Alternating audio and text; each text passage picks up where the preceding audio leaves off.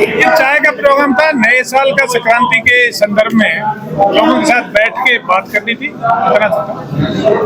मंच से आपने एक बहुत बड़ी बात कह दी, अपनी सरकार के खिलाफ 6 महीने का समय दिया है, वरना बड़ा जन आंदोलन होगा, क्या कारण? देखिए, बात यह कि ये जो संस्था है मेडिकल कॉलेज, ये इस क्षेत्र के लिए विकसित होना बहुत जरूरी है और भारतीय जनता पार्टी की सरकार ने इस कॉलेज को बड़े मन से बनाया है। बहुत अच्छा आधारभूत ढांचा इस कॉलेज में है, बहुत अच्छी बिल्डिंग है, अच्छी मशीनरी। इसलिए मैं तो आप सभी को कहता हूँ कि एक बार इस कॉलेज में ना राउंड लेके देखो आप, और वहाँ जाके देखो, आप महसूस करोगे कि इस कॉलेज को जिस तरीके से इस कॉलेज को बढ़ाया जाना चाहिए वैसे बढ़ने का।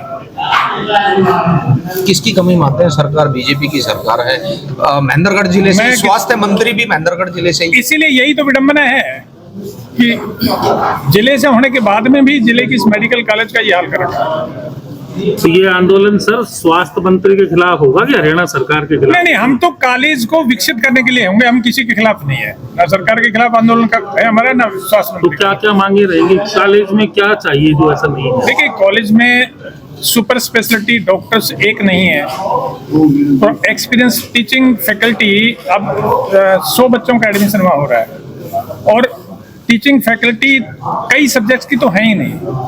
बच्चों के करियर की बात है। फिर दूसरी बात है कि सीनियर डॉक्टर्स आएंगे, अनुभवी डॉक्टर्स आएंगे, तो हॉस्पिटल में इलाज की सुविधा लोगों को मिलेगी। हमारा तो बेसिक जो हमारा जो डिमांड है और लोगों की आवश्यकता है वो अच्छे डॉक्टरों की सेवाएं हैं।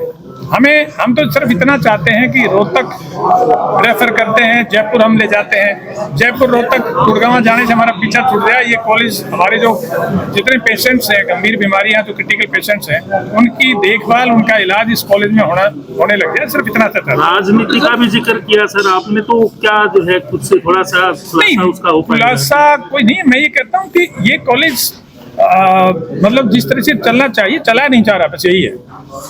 मतलब चाय तो भुमारका में पी जा रही है, सारा दिल्ली की तरफ था, काफी सारी चीजें आपने बताई, स्पष्ट नहीं हो पाया।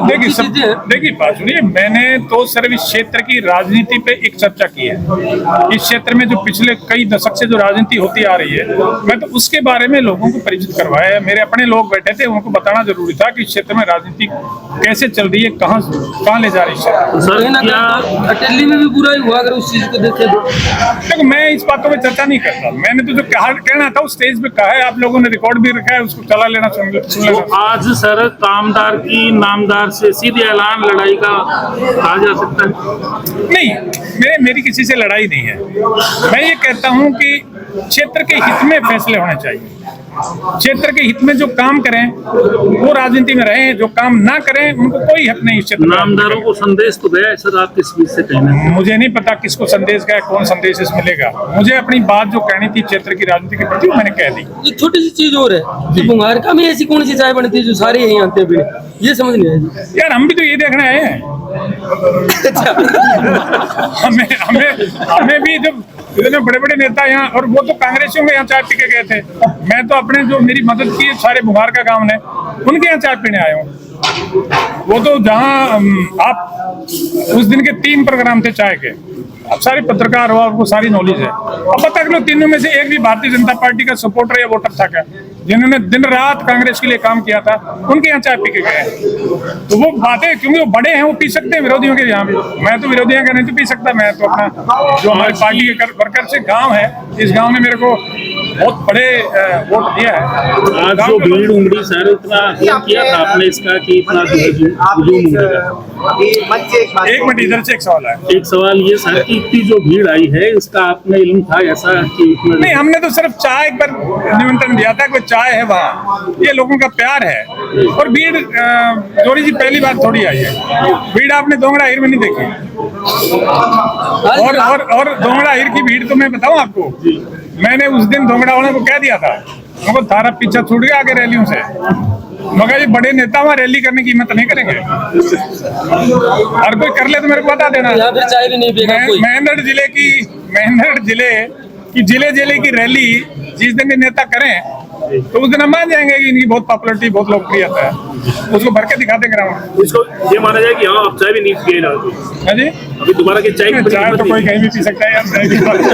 और मंत्री जी आपने एक जिक्र किया था रेवाड़ी में नर्सरी और बब्बर से लोग कैसे? नहीं यार, वो तो मैंने जो कहना था कह दिया, आप उसका अर्थ निकाल लो। आपने एक मंच से एक बात कही, मनोहर लाल जी ने जो काम किए वो सराहनीय रहे। 1 साल का कार्यकाल तो नायब सैनिक का रहा। केंद्र में मंत्री मनोहर लाल जी, क्या मानते हैं अब केंद्र में एंट्री लेंगे आप या क्या कुछ? देखिए, मैं आपकी गलतफहमियां दूर कर दूं। मैं कहीं किसी एंट्री का शौकीन नहीं हूं और मैं अपने इलाके के लिए काम कर रहा हूं। हम अपने इलाके के लिए काम करेंगे। जिस भूमिका में पार्टी हमें इलाके में काम करने के लिए कहेगी वो करेंगे, और उसी भूमिका में कर रहे हैं।